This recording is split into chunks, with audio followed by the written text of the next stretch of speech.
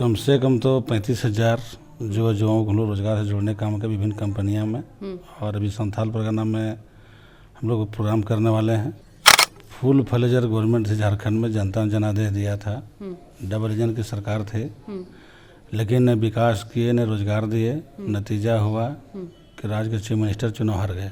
नमस्कार, ST news देख रहे हैं आप और मैं हूं आपके साथ गौरी रानी। हेमंत सरकार अपने 4 साल के कार्यकाल को दिसंबर में पूरा कर लेगी। ऐसे में श्रम विभाग के मंत्री सत्यानंद भोक्ता हैं हमारे साथ, उनसे जानते हैं कि ये 4 साल में श्रम विभाग ने किस तरीके से काम किया है। सर, 4 साल के कार्यकाल को हेमंत सरकार पूरा कर लेगी, आपको जो विभाग मिला है वो श्रम विभाग है। 4 साल में श्रम विभाग ने क्या काम किया है आम जनता के लिए?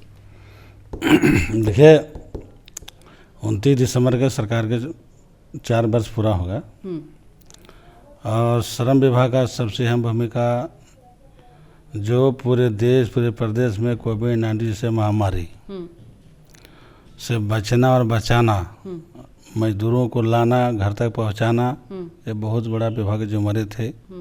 अब माननीय मुख्यमंत्री के दिशा निर्देश, माननीय मुख्यमंत्री जी के मेहनत, मजदूरों को जो कोविड में मिलना चाहिए था उसे भी सरकार ने देने काम किया।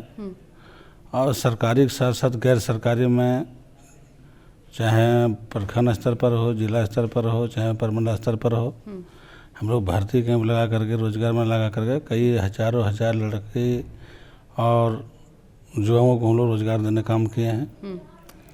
और अभी प्रमंडल स्तर पर भी, चाहे कोल्हान हो, हजारीबाग हो, रांची हो, पलामू हो, 4 प्रमंडल ने हम लोग कम से कम तो 35,000 युवाओं को हम लोग रोजगार से जोड़ने काम के विभिन्न कंपनियों में और अभी संथाल परगना में हम लोग प्रोग्राम करने वाले हैं। और सरकार के इस आपदा में जैसे सुखाड़, कोविड, उसके बाद राजनीति में कई राजनीतिक अस्थिरता, उतार चढ़ाव आया। उसके बाद भी गांव में गरीब गुरबा जो आवश्यकता जो जरूरी है उसके लिए सरकार ने बेहतर काम किया है। सर, नियुक्ति देने की बात आप कर रहे हैं, कोल्हान की बात कर रहे हैं, तमाम अलग अलग जगहों की बात कर रहे हैं, लेकिन एक तरफ आप लोग नियुक्ति पत्र बांट रहे हैं, दूसरी तरफ विपक्ष का यह आरोप है कि जो नियुक्ति आप लोग बांट रहे हैं वो तो पूर्व के रघुवर सरकार के वक्त निकाली गई वैकेंसी है। साथ ही साथ इसी के साथ मैं एक और सवाल जोड़ूंगी कि आप हेमंत सरकार पर एक बड़ा एलिगेशन भी लग रहा है कि भ्रष्टाचार, सबसे ज़्यादा जो करप्शन है वो हेमंत सरकार में इन 22 सालों में हुए। देखिए, विपक्ष के पास कोई मुद्दा नहीं है। अगर उनका यही रहता तो अभी कितना हजारों लोगों को नौकरी देते। फुल फ्लेजर गवर्नमेंट थी झारखंड में, जनता ने जनादेश दिया था।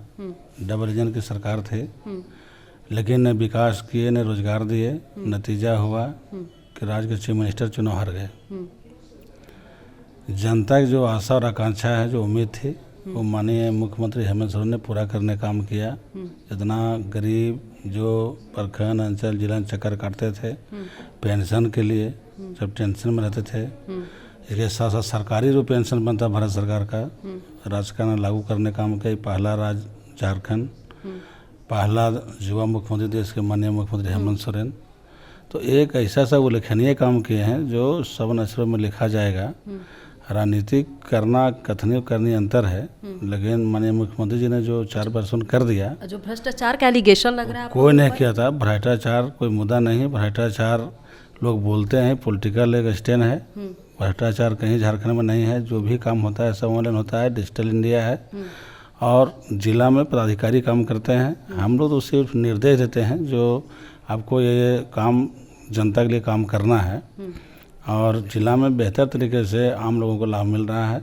इसलिए विपक्ष का जो काम है वो अपना करते रहेंगे, सरकार का जो काम है वो अपना करते रहेंगे। सर, जेएसएससी एक बड़ा मुद्दा है। जेएसएससी से ज़्यादा अधिकारी जो है वो झारखंड को मिलते हैं, लेकिन आज जेएसएससी में जो एग्ज़ाम दे रहे हैं, कहीं ना कहीं वो छात्र ये आरोप लगा रहे हैं कि सरकार जो है जेएसएससी में जिन अधिकारियों को बैठाई है वो करप्शन कर रहे हैं और जेन्युइन तरीके से एग्ज़ाम नहीं हो रहा है, रिजल्ट नहीं आ रहे हैं। देखिए, जो संवैधानिक संस्था है उसके विषय में कोई बोलना मेरे लिए उचित नहीं है।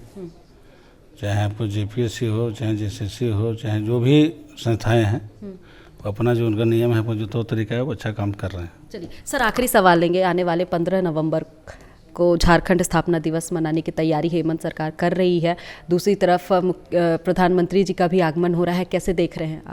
आगे चुनाव भी है। देखिए 15 तारीख के जो हम लोग स्थापना दिवस मनाएंगे, धूमधाम से मनाया जाएगा।